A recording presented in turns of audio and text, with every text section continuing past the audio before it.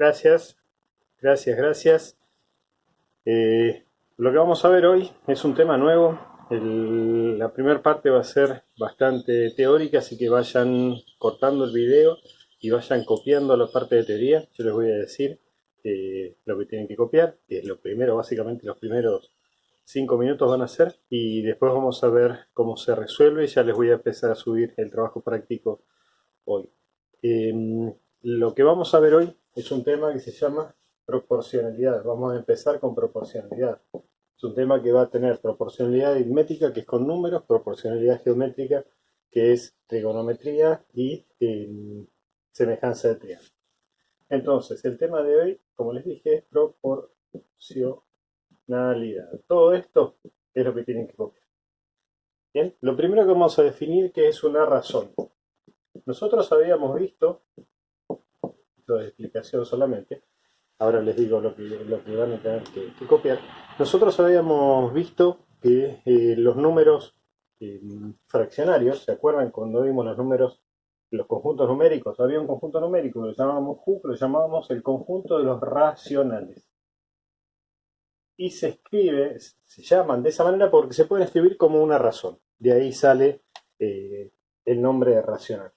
Entonces, esto sí es para que copie. ¿Qué es una razón? Una razón, esto es definición. Una razón es es el cociente entre dos magnitudes. Insisto, esto lo tienen que copiar en la carpeta. Magnitudes.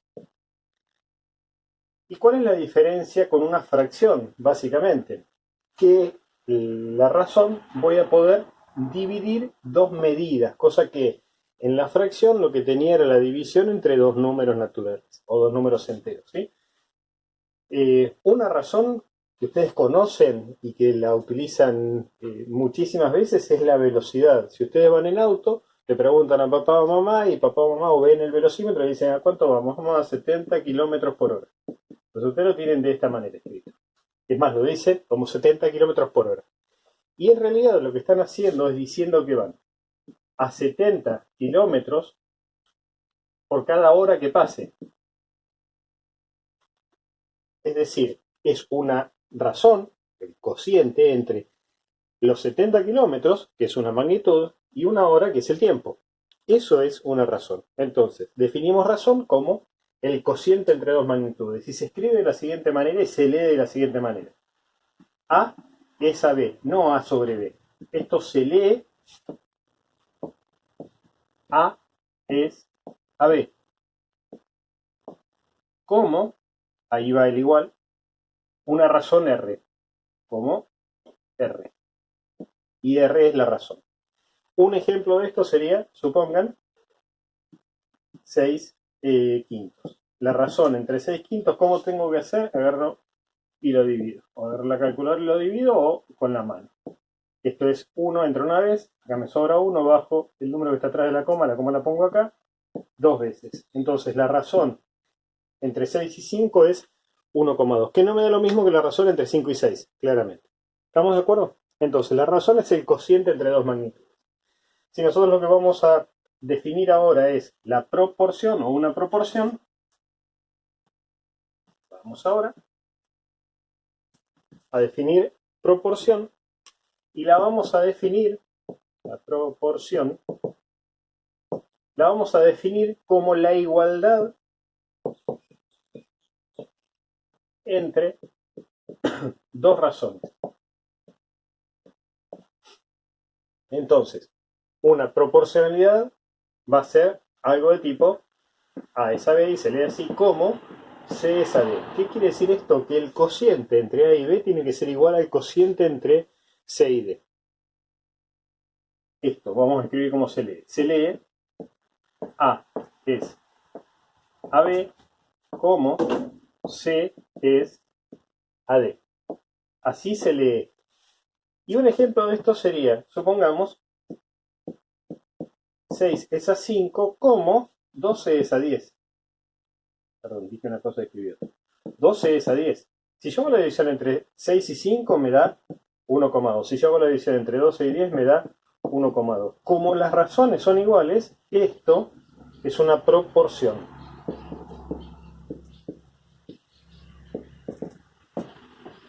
Espero que haya quedado claro. Si no, igual me preguntan siempre, ¿no? Todo esto, insisto, hay que copiar. En las proporciones, además, se cumplen algunas propiedades. La propiedad más importante se la va a llamar propiedad fundamental de las proporciones. El nombre lo dice todo, es fundamental porque funda todas las proporciones. En cualquier proporción, la propiedad fundamental me dice que vamos a definir algunas cosas antes de la propiedad fundamental. En una razón, A es a B, A al de arriba, en las fracciones se lo llamaba numerador, bueno, acá se lo va a llamar antecedente. Al de abajo se lo llamaba denominador en las fracciones, bueno, acá se lo va a llamar consecuente. Bien, antes de poder seguir definiendo las cosas, vamos a poner un nombre a cada valor. Entonces, el de arriba, acá sería, el antecedente sería C, el consecuente sería D. En todas las razones pasa lo mismo. Bien, ¿qué es lo que me dice la propiedad fundamental de las proporciones? La propiedad fundamental de las proporciones me dice que el producto entre el antecedente, propiedad, vamos a ponerle el nombre, propiedad fundamental de las proporciones. El antecedente de la primera razón por el consecuente de la segunda razón es igual al antecedente de la segunda razón por el consecuente de la primera razón. ¿Bien? Hay otra forma de decirlo que es, si nosotros tomamos este y este como el primero y el último de los valores que pusimos, y este como los valores medios de lo que pusimos, me dice que el producto de los extremos porque están al principio y al final, es igual al producto de los medios. Y los medios no van a ser otros que los que están en el medio. Esto era más fácil cuando me lo enseñaban a mí. Yo no sé si se dieron cuenta, pero yo estoy un poquito más viejo, o soy un poquito más viejo que ustedes, y cuando esto me lo enseñaron a mí no me lo enseñaban así, a mí me lo enseñaban de otra forma. Se los escribo en otro color. A mí esto mismo me lo escribían así. A, dos puntitos, que es lo mismo que una división, que sabe, y el cómo, en vez del igual, me ponían así, 4 puntitos. Y yo sabía que esto era una proporción. A es sabe cómo, C es a D. Acá era mucho más fácil de ver esto de extremos y medios. ¿Por qué? Porque los extremos eran los que estaban en las puntas, ¿ven? Estos dos eran los extremos, este y este. Y los medios son los que están en el medio. ¿Cómo? En la matemática, como en gran parte de las cosas de la vida, se intentó facilitar todo, se facilitó la escritura para la proporcionalidad de esta manera, como si fuera una igualdad o una equivalencia de fracciones. Y para mí era mucho más fácil verlo de esta forma. ¿Por qué no lo vamos a explicar de esta forma? Que a mí me resulta mucho más fácil de ver esto de extremos y medios. Básicamente porque en ningún libro lo van a encontrar así. Van a tener que buscar un libro de mi época, y los libros de mi época ya eran pergaminos, se desintegraron. Entonces, es la forma de explicarlo, nada más. No voy a trabajar con esta notación, era algo que venía a cuento de lo que estaba diciendo. Entonces, lo que nos interesa a nosotros es que el producto de los extremos, y tomo como extremo el primero y el último, lo ven ahí en naranja, es igual al producto de los medios, y lo voy a hacer en otro color, si encuentro, por acá tengo azul, es igual al producto de los medios, que los vamos a redondear así en azul, que son esos los medios. Eso se da siempre en cualquier proporción. Vamos a dar el ejemplo que teníamos recién. Yo tenía que 6 es a 5, como 12 es a 10. De hecho, si yo hago 6 por 10, me tendría que dar lo mismo que 12 por 5. Y si yo hago 6 por 10 me da 60. Y si hago 12 por 5 también me da 60. Por lo tanto, ahí estoy cumpliendo que es una proporción sin tener que buscar la razón entre cada uno de los valores. ¿Para qué me va a servir esto? Y esto me va a servir para encontrar lo que se llama el cuarto proporcional. Siempre que en los ejercicios acá lo que voy a tener es una incógnita, siempre. Y lo van a trabajar como si fuese una ecuación. Muchas veces es más fácil pensarlo de esa manera. ¿Qué está haciendo la D en este caso? Si yo tengo, vamos a copiarlo otra vez. Si yo tengo, o acá, el 10, ¿qué estaba haciendo acá el 10? Estaba dividiendo, bueno, lo paso del otro lado multiplicando. ¿Qué estaba haciendo el 5? Dividiendo, estaba dividiendo al 6. Entonces lo paso del otro lado multiplicando. Lo puedo pensar como si fuera una ecuación y lo que está dividiendo pasarlo multiplicando y se acabó. ¿Y cómo voy a tener problemas en esto? ¿Qué problemas voy a tener en esto? Y voy a tener alguna letra que voy a tener que averiguar. Supongamos. Lo voy a inventar, así que puede dar cualquier batata, acuérdense. Supongamos que yo tengo A más 2 es A 5 como A menos 1 es A 8. ¿Qué es lo que tengo que hacer cumplir? Yo necesito calcular, a mí me piden que calcule A. Calcular A. Entonces, ¿qué es lo que voy a hacer? Voy a aplicar la propiedad fundamental de las proporciones. El producto de los extremos, A más 2 por 8, es igual al producto de los medios, A menos 1 por 5. Si yo lo dejo así, esto no está bien. ¿Por qué? Porque cuando yo lo separe en términos, al separar en términos, voy a separar en términos acá y acá, y no voy a estar multiplicando a todo este por el 8. Por lo tanto, para obligarme a multiplicar a todo este por 8, lo que voy a hacer es poner a todo el antecedente de la primera razón entre paréntesis. Lo mismo pasa con este antecedente, lo tengo que poner entre paréntesis, porque si no lo pongo entre paréntesis, al separar en términos me va a quedar mal. Ojo, ojito, ojazo con eso.